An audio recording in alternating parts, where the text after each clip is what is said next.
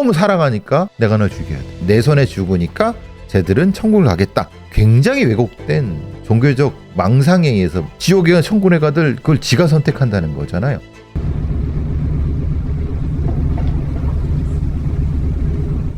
(2025년 4월 15일) 화요일 오전 119에 들어온 한 통의 신고전화. 소방대원들은 신속하게 용인시 수지구의 한 아파트에 도착했습니다. 현관벨을 눌러도 반응이 전혀 없었습니다. 이에 문을 강제로 열고 들어간 소방대원들. 집에는 일가족이 모두 쓰러져 있었고 모두 심정지 상태였습니다. 그때가 9시 55분경. 5명의 사망자가 한 공간에서 동시에 발견되는 경우는 이례적이었습니다. 사망자들의 상태를 보고 자타살 여부를 판단하는 게 최우선이었습니다. 85세의 남성과 83세의 여성, 두 사람은 같은 방에 있었습니다. 그리고 51세의 여성과 25세의 여성, 18세의 여성, 이렇게 세 사람은 각기 다른 방에서 발견됐습니다. 5명의 피해자는 가족관계로 확인됐습니다. 얘기나 동기 등 흉기에 의한 상흔은 전혀 발견되지 않았으나 가족 모두에게서 동일한 사인이 확인됐습니다. 경부 압박에 의한 질식사였어요. 중요한 건 5명의 피해자 모두 사인이 동일했다는 거죠. 액살로 인한 질식으로 추정 중입니다. 넓은 범위의 남은 상흔을 보았을 때 끈과 같은 물건은 사용되지 않은 것으로 보이는데 사인 외에도 또 다른 공통점이 있었어요. 피해자들은 하나같이 침대 주변에서 발견됐습니다. 침대 옆에서 발견된 25세의 여성을 제외하고 다른 피해자들은 모두 침대 위에 누워 있었습니다. 마치 잠을 자듯 각자의 침대에 누워 있었던 피해자들. 왜 저항이 없었을까? 국과수 확인 결과 사건 장소에서 발견한 떠먹는 요거트와 요구르트에서 향정신성 약물 성분이 확인됐습니다. 이걸 음료에 탄 사람은 누구였을까? 경찰은 사건 발생 시간을 중심으로 아파트에 출입했던 사람들을 확인했습니다. 피해자들의 사망 추정 시간은 14일부터 다음 날인 15일 새벽 1시 사이로 추정 중입니다. 새벽 1시경에 해당 동 아파트를 빠져나가는 수상한 차량의 영상을 확보했습니다. CCTV 영상 속 의문의 인물은 행동을 주저하거나 망설임을 보이지 않으며 곧바로 차를 몰고 아파트를 빠져나갔습니다. 차량 번호를 확인하자 해당 차량은 렌터카였습니다. 경찰은 렌터카 내부에 장착된 GPS를 이용하여 차량의 위치를 추적하기 시작했습니다. 어느 곳보다 평온하고 안전해야 할 주거지에서 벌어진 사건. 일가족 5명의 죽음과 의문스러운 차량. 이들에게는 어떤 일이 있었던 것일까?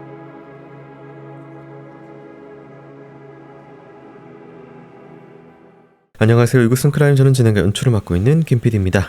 날카롭고 정확한 분석으로 대한민국의 정의를 세우고 계시는 배상훈 프로파일러님 모십니다. 네, 안녕하세요. 배상훈입니다. 반갑습니다. 반갑습니다. 크라임은 내게 꼭 필요한 보험만 남겨주는 보험 솔루션 보험장터와 함께합니다. 네, 오늘 다룰 사건은 2025년 4월 용인시에서 발생한 사건입니다. 당시에 일가족 5명이 사망을 해서 한 번에 발견이 돼서요, 언론에서도 많은 주목을 받았던 사건입니다. 피해자들의 사인도 있었고요. 현장 상황도 모두 좀 침대 위에 누워 있었다. 한 명을 제외하고 이런 부분들이 있었는데요. 종합적으로 어떻게 볼 수가 있을까요?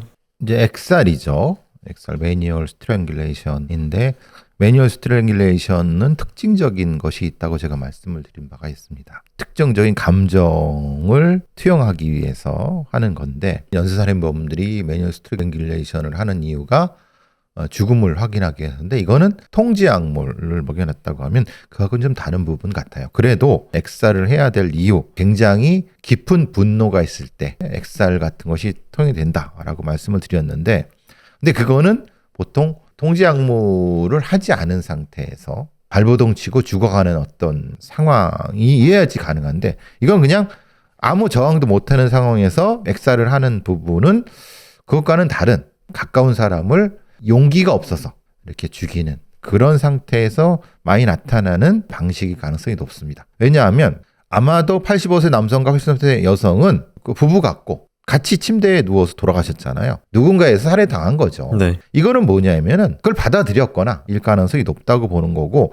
나머지 세 사람 51세 여성과 25세 그러면 이건 어머니와 두 딸이라고 볼 수 있는데 각각 다른 방이잖아요. 그거는 그 피해자들이 저항을 한 거예요. 다른 방을 각자 쓰는 방으로 들어간 것이 아니라 범인이 분리했다. 분리한 거죠. 분리했고 그래서 따로따로 죽인. 보복살인이라고 하면 이렇게 하지 않죠. 보복살인이라고 하면 그냥 한 대 몰아놓고 거기서 진짜 폭력을 쓰거나 그래서 그걸 분풀이를 한단 말이에요. 그러니까 보복살인은 원한살인은 아닌 거예요.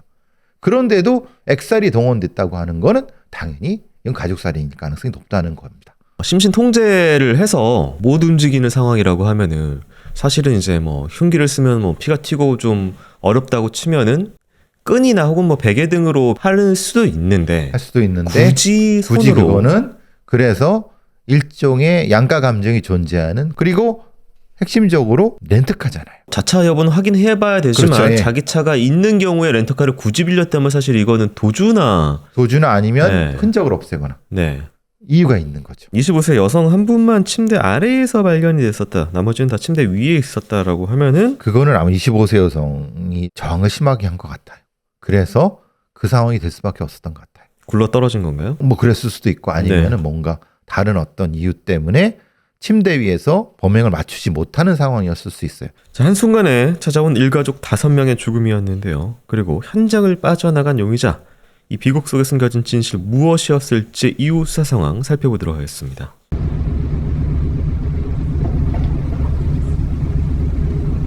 용인 아파트에서 벌어진 일가족의 죽음. 이 사건을 최초 신고했던 이는 사망한 부부의 딸이었습니다. 그녀는 25세 여성과 18세 여성에게는 고모였으며 51세 여성에게는 남편의 누나였습니다. 신고자는 가족들이 걱정된다고 말했었어요. 근데 신고자가 말했던 가족은 모두 6명이었어요. 가족 중에는 사망한 이들의 가장인 50대 남성이 있었는데 발견된 현장에서는 그 남성이 없었습니다. 집에서 발견되지 않은 한 사람. 그는 그 집안의 아들이자 남편이고 아버지인 50대 이 씨였습니다. 이 씨의 행적은 시신 발견 전날인 4월 14일 사건 장소 인근의 마트에서도 확인됐습니다. CCTV 영상에는 그가 무언가를 구매하는 모습이 담겨 있었습니다. 이 씨가 구매한 물품은 떠먹는 요거트와 요구르트였습니다. 사망 현장에서 수거된 요구르트와 피해자들의 부검 결과 약물 성분이 확인됐어요. 향정신의약품인 졸피뎀과 로라제팜인데 통상 수면제로 처방됩니다. 이 성분이 5명의 피해자에게서 동일하게 발견되었어요.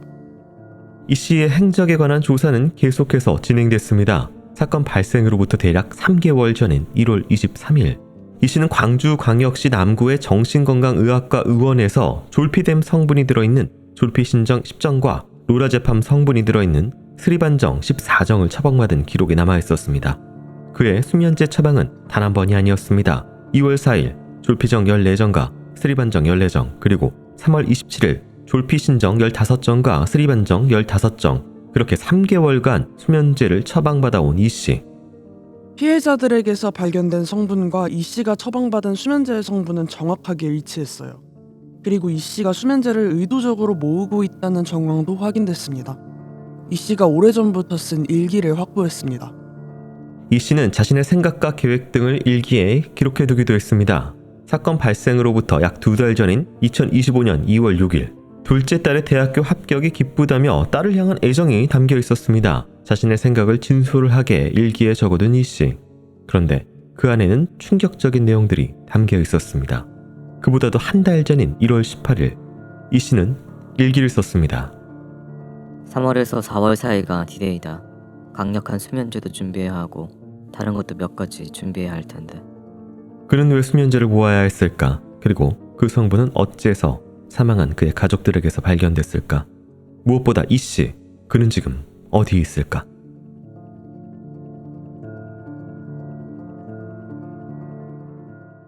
네, 4월 15일 오전에 이제 소방이 진입을 해서 시신을 발견했고요. 전날 14일 날 이 씨가 인근 마트에서 구매한 물품이 요거트와 요구르트였습니다. 어떻게 보실까요? 왜 요거트와 요구르트였을까요? 심리적으로 걸리는 뭐가 있는 느낌이 드는데, 약물도 무려 석 달 네. 넘게 꾸준히 준비를 했어요. 요즘 정신과 의사들이 뭐 이런 거 별로 신경 안 쓰겠지만은 이렇게 많이 제가 불안해요. 잠이 안 와요. 그러면 이제 수면제 처방을 해주죠. 그냥 해줘요. 네. 김소영이는 안 그래요? 김소영이한테도 그렇게 해줬잖아요. 네. 계속 모았어요. 모아갖고 요거트 요구르트 넣어서 범행을 한 거잖아요. 그리고 그것을 몇 달 전부터 일기를 써갖고 꼼꼼히 계획을 했다는 거예요. 왜 이런 짓을 할까요? 이 사람이 뭐 가장 특이한 특징 중에 하나가 일기이기도 하는데 2월에 대학 합격이면 이제 고등학교 졸업식이 이제 2월에 있으면서 그렇죠. 이제 예. 입학을 앞둔 둘째 딸 같은 경우에는 대학교를 합격하게 돼서 너무 기쁘다라는 내용을 쓰는데 그보다 한 달 전에는 그때부터 무슨 계획에 대한 이야기도 있고 그리고 수면제도 그 전달부터 계속 모으고 있었어요. 네. 이 간극이 좀 있거든요. 그러니까요. 근데 전 굉장히 이상한 게 자기가 자기 죽으려고 했으면 그냥 지가 죽는 거야. 뭐 지가 모아서 죽는 거야. 뭔데. 아니 둘째 딸이 대학교 합격해서 희망에 부풀어 갖고 이렇잖아요. 그죠? 거기에 또 애정이 담겨 있어.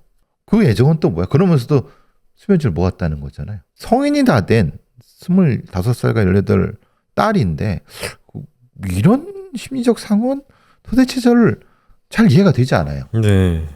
일가족 살인 사건 그리고 살해 후에 뭐 극단 시도 사건, 극단 선택 사건에선 현장에서 같이 발견되는 경우도 있는데 대부분은 도망가요. 네, 저희 앞서서 서초 세모녀 네. 사건처럼 그 도주 중에 잡힌 거거든요. 도주 중에 네. 시도도 못하고 잡히거나 시도를 아예 안 하거나 네. 해도 절대 죽지 않을 걸로 하거나 네. 되게 그래서 비겁하다는 얘기를 많이 해요. 물론 일가족을 죽인 다음에 자기도 죽는 경우가 있습니다만 오히려 자기는 못 죽는 경우가 케이스가 훨씬 더 많이 나타나는 것 같아요. 서초동의 강씨 그놈 같은 경우는 어린 딸들이에요. 그것도 절대 용서 안 하지만 이 경우는 25과 18이란 말이에요. 네. 성인들이에요. 자기가 부양을 해야 된다? 그것도 이상하잖아요. 야, 25살짜리가 뭘 그런 게 뭐가 있어. 지가 알아서 하는 거지. 그 살인일기라는 것도 전체적으로 한번 흐름을 좀 봤으면 좋겠다는 생각이 들어요. 네. 자, 3개월 전부터 수면제를 모아온 것이 확인된 이 씨의 행동을 봤는데요. 그는 무엇을 그토록 준비하고 있었던 것인지 그의 일기에 적힌 기록을 확인해 보도록 하겠습니다.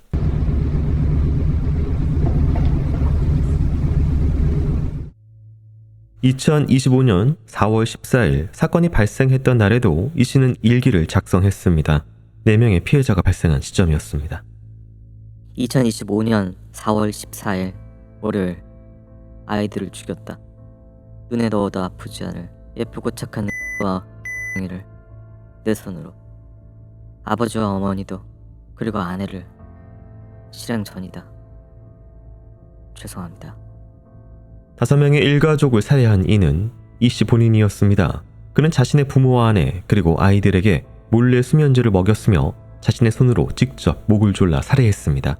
그리고 이 씨는 그렇게 범행을 준비하던 과정을 일기에 기록하고 있었습니다.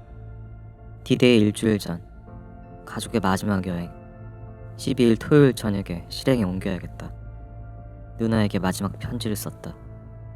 이 씨는 4월 11일부터 12일까지 가족과 부산 여행을 다녀오는 날에 범행을 계획하고 있었습니다. 하지만 첫째 딸이 여행을 다녀온 뒤 곧바로 외출을 하여 그 실행은 이틀 뒤인 14일이 되었습니다. 그는 어째서 그렇게까지 가족을 반드시 살해하려고 다짐했던 것일까? 하지만 이상하게도 그의 일기에서는 가족을 향한 분노와 원망이 보이지 않았습니다. 인생에 있어서 가지 말아야 할 길을 간 것인가? 돌이킬 수도 없고 그렇다고 그만둘 수도 없고. 안 되겠다. 나는 가더라도 남은 사람은 무슨 잘못인가? 나 때문에 빚만 잔뜩 지고 해결은 해줘야지. 일기에 쓰여있던 이 씨 본인은 후회하는 듯한 모습을 보였습니다. 그가 말하는 빚은 무엇이고 가지 말아야 할 길은 대체 무엇이었을까? 내가 더 이상 할 수 있는 건 아무것도 없다. 기도해봐도 돌아오는 건 분양 중단이란 소리뿐. 끝을 준비해야겠다. 서서히. 무언가를 준비하겠다는 이 씨의 계획, 그가 수면제를 처방받기 시작했던 1월과 비슷한 시기였습니다. 일기를 통해 알 수 있던 것은 그가 3개월 전부터 무언가를 계획하고 있다는 정보였습니다. 이 씨는 사전에 준비했던 수면제 졸피 신청 20정과 수리반정 5정을 혼합하여 가루를 제조하였어요. 그걸 요구르트와 요거트에 섞은 다음 가족들에게 먹였고요. 그리고 이들 모두가 잠이 들자 자신의 친모, 친부, 둘째 딸, 첫째 딸, 그리고 아내 이 순서대로 목을 조르며 14일 09시 30분부터 15일 00시 10분까지 살해했습니다. 고령이었던 이 씨의 부모 2사람은 해당 범행에 취약한 상태였습니다. 그들은 잠을 자던 상태 그대로 질식하였지만 2딸과 아내는 달랐습니다. 3사람에게서는 이 씨가 목을 조르던 순간 저항을 했던 흔적이 남아 있었습니다.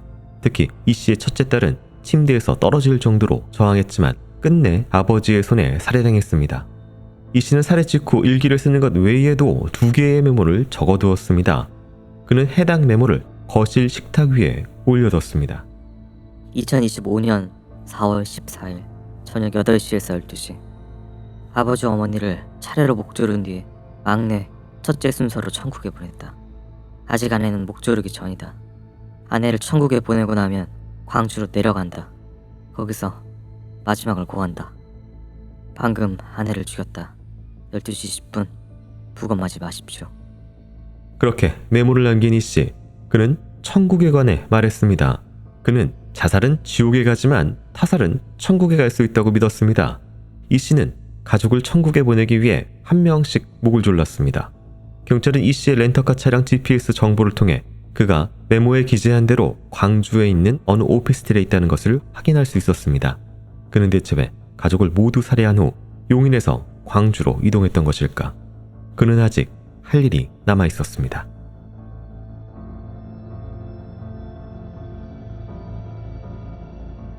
이 사건에서 가장 희한한 짓을 한 게 일기인데요. 중간중간에 누구를 죽였고 누구를 이제 죽여야 되고 막 이런 식으로 막 일기도 쓰고 여러 가지 것들이 많이 남아 있습니다. 어떻게 봐야 될까요? 근데 잘 안 맞아요. 네. 메모와 14일 일기는 네. 아이들을 먼저 죽이고 부모와 아내를 죽이기 전이라고 썼는데 네. 일기에는 네. 메모에는 뭐라고 했냐면은 아버지 어머니를 죽인 후에 네. 막내 첫째 이렇게 보냈다고 해서 그럼 뭐가 맞는 거예요?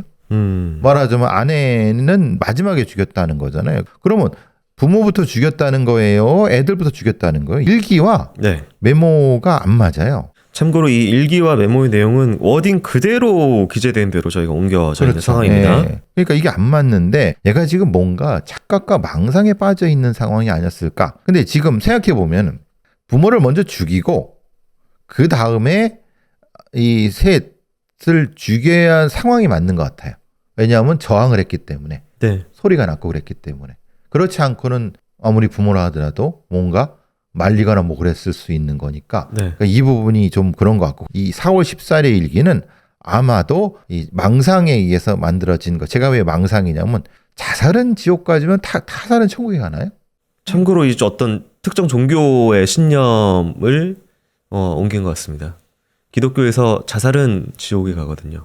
아니 그 남의 생명을 뺐는데 그렇죠. 네. 그 사람들이 지옥에 가 천국에 가들 그걸 지가 선택한다는 거잖아요. 이 사람들은 죽어야 되는데 스스로 죽게 약을 타서 죽이면은 그건 타살이죠. 네. 그러니까 이게 지금 굉장히 이상하다는 거예요. 네. 타살로 죽인 거잖아요. 내 손으로 직접. 자기는 그래서 네. 지옥을 가겠다. 근데 내 손에 죽으니까 쟤들은 천국을 가겠다라고 하는 굉장히 왜곡된 종교적 망상에 의해서 이게 지금 원래 이 사건이 나올 때는 단순 가족살인일 줄 알았는데 이렇게 했다면 이게 뭔가 되게 이상한 느낌이 드는데 라는 것이 들었고 여기에 이제 나왔던 그런 게 있어요. 뭐 분양 중단이라는 소리 끝을 준비해야 됐다 이런 거거든요. 이게 사실은 이 사건에서 이 계기가 됐던 어떤 사건과 연결이 되는데 그것과 가족을 죽이는 것이 무슨 연관이 있지? 라는 의문이 급히 들어요. 네. 참고로 이 사람 사이코패스 평가 척도 8점 정도 수준으로 나왔습니다. 종교적인 망상과 맹신을 가진 애들은요. 사페 점수가 잘 안 나옵니다. 그러니까 특정한 형태의 몰입된 부분이 있기 때문에 그래서 찰스 맨슨이라든가 이런 극단적인 종교로 위험한 자들은 이 PCR 테스트라는 게 사실은 되게 무의미할 때가 있어요.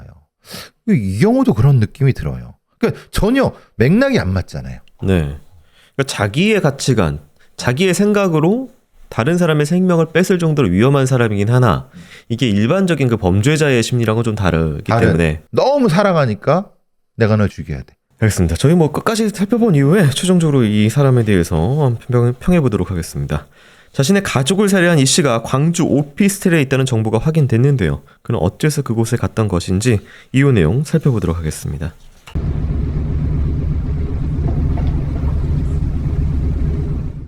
가족을 모두 죽이고 자신의 죽음 또한 암시했던 이 씨.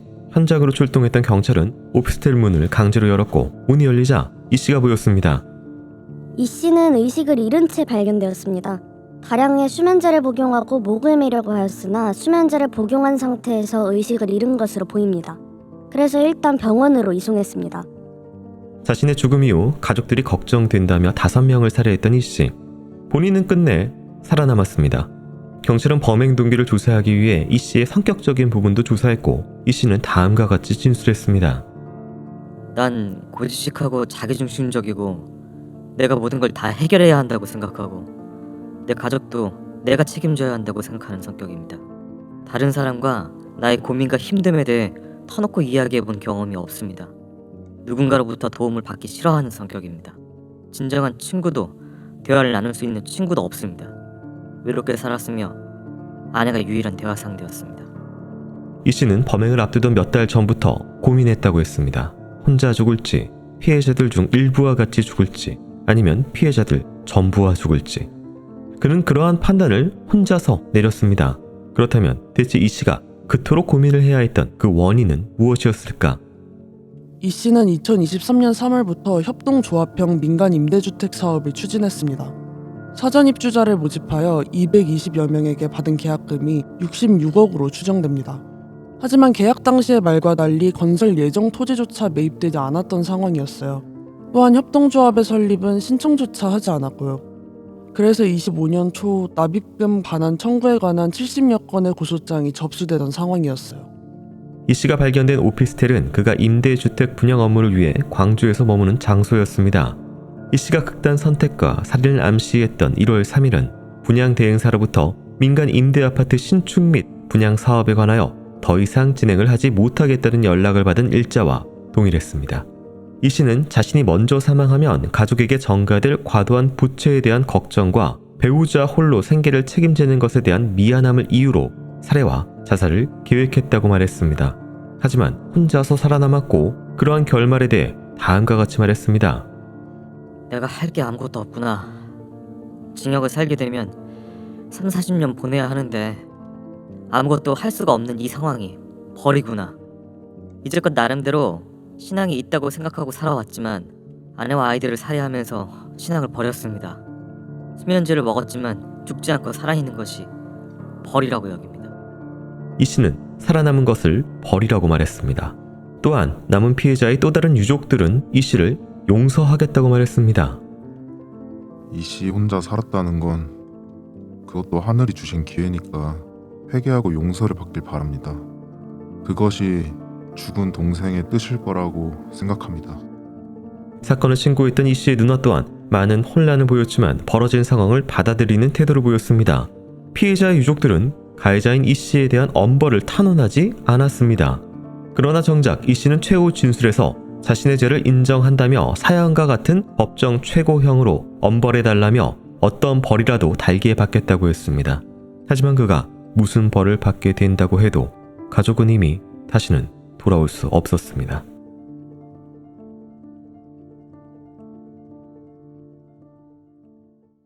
네, 이 사람이 지금 뭐 분양 관련된 빚 문제가 있었다라고 하는데 이거 나중에 어떤 보도에서는 이 사람 사기꾼이다 뭐 이런 얘기도 있고 막 그랬었던 것 같아요. 지금 봐선 사기꾼이 맞죠. 네, 실제로 사기를 치려고 한 사기꾼이 있고요. 하다가 사기꾼이 되는 경우가 있습니다. 뭐가 더 나쁘다고 생각하세요? 둘 다 나쁜 놈이죠. 네. 근데 실제로 애초에 계획을 짜서 사기를 치려고 했 경우는 네. 중간에 그 사기가 어느 정도 완수가 되면은 도망갑니다. 아니면 어떻게 뭐 마무리가 됩니다. 이런 형의 사기꾼은요, 무지하고 무책임한, 남들이 하니까 협동조합 민간 주택 사업을 해서 뭔가 하면 되겠지라고 했는데 준비 부족하고 그 상황에서 남의 돈을 받아서 해보지도 않고 그러다가 사고가 터지고 그러니까 그에 대한 최선의 책임을 지지도 않은 상태에서 나만 없어지면 끝나겠지라고 하는 네. 무책임과 무능한 사기꾼입니다. 그때도 이런 말씀을 하신 분들이 있었어요.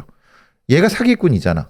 아니 사기꾼은 아닌데 이거는 사기를 치려고 한 게 아니라 자기는 잘해보려고 했는데 수습이 안 되니까 결국은 지가 자살로 끝낸 거로.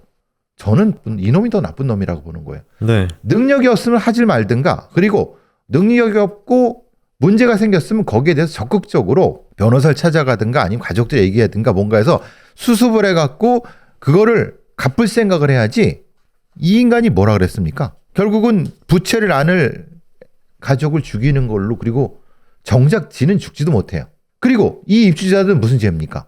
어쨌든 최선을 다해서 한 푼이라도 돌려줄 생각을 해서 그래야지. 얘는 그게 안 되니까 죽을 생각을 했는데 죽을 생각이 아니라 죽일 생각을 하는 거예요, 가족을.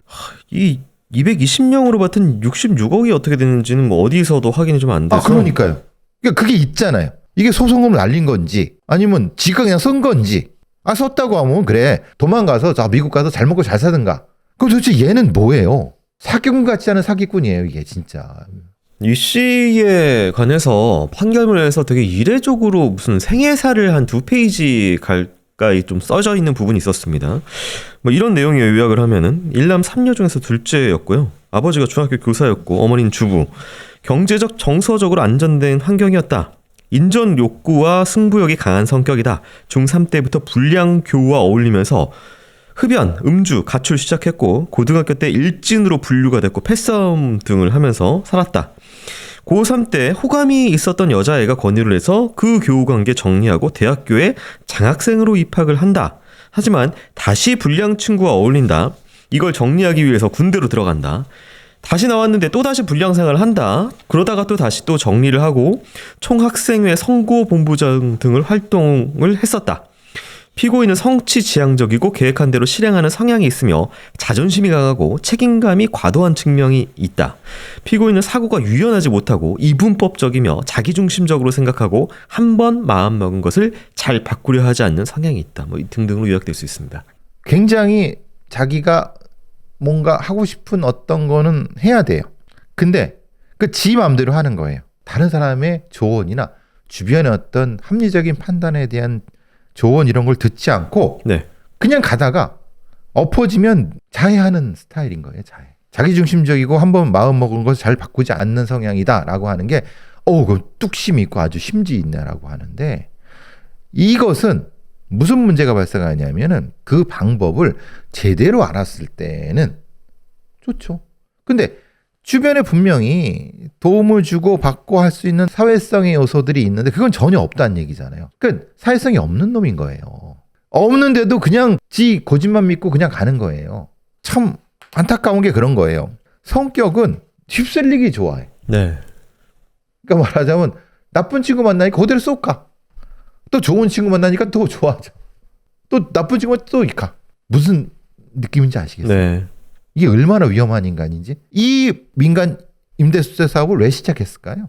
그러니까 어떤 환경에 놓였을 때 자기가 그냥 혼자 판단하기에 이게 맞구나. 네. 그럼 해버리는 성격이어서 질러버리는 거죠. 네. 이것저것 안 따지고. 네. 그러다가 문제가 생기니까 적극적으로 어떤 책임을 질 생각을 안 하고 이쪽으로 쳐. 네. 그리고 이게 지금 이 사람의 중요한 특징 중에 하나가 지금 남은 유족들, 처남도 이런 얘기를 합니다. 하늘에 주신 기회, 회개 용서. 이제 동생이 떼실 거라고 생각합니다. 이 사람도 지금 종교 앞서서 얘기한 기독교인들은 자살을 하면 지옥에 간다라는 부분. 이게 굉장히 좀 지배하고 있는 듯 하네요. 이런 놈을 어떻게 용서를 합니까? 이 처남이라는 게 당신이 그걸 어떻게 알아? 죽은 동생의 뜻이라는 걸. 이건 말 같지도 않은 소리고 이거는 뭐 일거의 가치도 없는 거고요. 징역 3, 40년을 보내야 하는데 라고 지가 한 얘기예요. 자기 부모도 죽이고 네. 자기 딸도 죽이고 그런 놈이 진짜 정신머리 없는 놈 아닙니까? 죄송한 말씀입니다만 네. 차라리 이런 인간이 차라리 죽든가. 그것도 못하면서 무슨 앞으로 생활이나 뭐 회계나 종교 이런 얘기를 한다는 거는 이건 너무 종교를 모독하고 인간성을 모독하는 행동입니다. 절대 용서하면 안 되는 유형이에요. 자신의 삶도 통제하지 못하는 인간이 5명의 생을 자기 마음대로. 네, 지 마음대로. 영웅살인이잖아요. 이게 쉽게 말하면은 이 사람들이 되게 어렵고 불쌍하게 살 것 같으니까 니들의 고통을 사해줄게. 내가 천국 가게 해줄게 이거잖아요. 무슨 개소리입니까? 그것도 생태 같은 25, 18살을 죽여놓고 그것도 부모도 지가 죽여놓고 이거 진짜 이런 새끼들이 개새끼라는 거예요. 네. 자, 그렇다면 법은 어떻게 판단했는지 재판 결과 살펴보기 전에요. 전하는 말씀 듣고 오도록 하겠습니다. 교수님, 보험장터 분석 요청하면은 보험료 줄이고 보장 는다고 하잖아요. 근데 이거 아무리 생각해도 싸지는데 어떻게 혜택이 는다는 게 이게 가능한가 싶어가지고요. 그 비결은 바로 할인형 보험이지. 가입할 때 건강하면 할인받고 1년 동안 수술 입원이 없다면 최대 9년 동안 매년 할인받는 게 할인형 보험이지. 아, 그래서 보장이 같아도 더 저렴해질 수 있군요. 근데 보장이 느는 건요? 요즘에는 치료비 보장이라고 표적 항암, 중입자 방사선, 로봇 수술처럼 고가의 비급여 치료비를 보장받을 수 있는 보험이 있다고. 요런 건 보험장터 전문가한테 도움받으면 자세히 알려준다고. 거긴 일반 설계사가 아니라 교육센터에서 근무했던 팀장님들 많다면서요? 보험장터는 여러 보험사를 비교할 수 있는 보험 전문가가 보험료는 줄이면서 보장은 확 늘릴 수 있다고. 1544-5788 전화해보라고. 카톡 아이디 JK6003을 친구 추가해서 문의해도 되고요. 미래를 위한 안전장치 보험장터 보험 전문가의 합리적인 보장 분석 신청하세요. 네, 그렇다면은 재판 결과 살펴보도록 하겠습니다. 피고인은 피해자들을 살해하는 데 사용할 수면제 등을 미리 준비하여 두고 범행 날짜까지 정해두었다가 기회가 오자 실행에 나아갔다. 이 사건은 단순히 우발적 범행이 아닌 계획적인 범행이라고밖에 볼 수 없다. 피고인의 생명을 박탈하기보다는 피고인에게 사형 외의 형벌로서 가장 중한 무기징역을 선고함으로써 피고인을 영구히 사회에서 격리하여 그 자유를 박탈하고 평생 자신의 잘못을 진정으로 참회하면서 사망한 피해자들에게 속죄하는 마음으로 남은 여생 동안 수감 생활을 하도록 하는 것이 상당하다고 판단된다. 무기징역이 선고됐고 최종 확정이 됩니다. 뭐 사형을 막 계속 고민을 하다가 이게 사형을 해야 되는 상황에 드냐 안 되냐 관련돼서 또 길게 또 판단했던 부분이 있었습니다. 재판관들은 그랬겠죠. 저 새끼를 죽이는 게 죽이진 않겠지만 오히려 얘한테 고통을 해주는 거구나. 얘 생각으로는 네. 지도 천국 가는 거 아니에요. 타산이니까. 그런 느낌에서 뭐 재판부의 고민은 좋지는 알겠습니다. 이거 분명히. 그런데 이런 가족살인, 말 같지도 않은 가족살인이 종교의 이름으로 무슨 참회, 무슨 용서 이런 이름으로 사회에 퍼지면 절대 안 됩니다. 누군가 대다수의 사람들은 그런 미친 생각을 안 하겠지만 정말 미친 인간 한 명이 이걸 보고 감화를 받든지 뭔가 힌트를 얻어서 아, 그래 나도 저렇게 저 사람처럼. 그러니까요. 네. 이런 거는 절대 용서해서는 안 되는 겁니다. 아, 이게 너무 작년이에요. 작년이에요. 네. 너무 충격적이고요. 올해도 뭐 오피스텔에서 자녀들과 함께 발견된 사람도 최근 또 발견됐고. 맞아요. 뭐 끊이질 않습니다. 네, 계속해서 벌어지는데요. 뭐 반드시 말씀드릴 거는 자식은 자기 게 아니에요. 네. 본인 잘못으로 뭔가 있으면 본인이 책임지고 뭘 처리를 하고 그 아이들은 또 그 아이 삶이 있는 거예요. 당신이 유전자를 줬다고 해서 당신이 마음대로 할 수 있는 게 아니에요. 친인척들이 키울 수가 있고 하다못해 아무도 없더라도 뭐 국가기관들을 통해서 어쨌든 생을 이어가면서 미래를 꿈꿀 수 있는 그 기회조차 박탈하는 것은. 그럼요.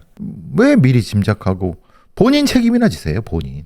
자, 너무 많은 분들이 돌아가셨습니다. 5분이나 돌아가셨고요. 유족들은 뭐 참회 뭐 이런 얘기를 하지만 뭐 그게 먼저 종교적으로 자기 스스로 치유하려고 하는 발언일 수도 있고, 네, 또 남은 고통이 있겠죠. 예, 돌아가신 분들의 명복을 빕니다. 교수님 오늘도 수고 많으셨습니다. 수고하셨습니다.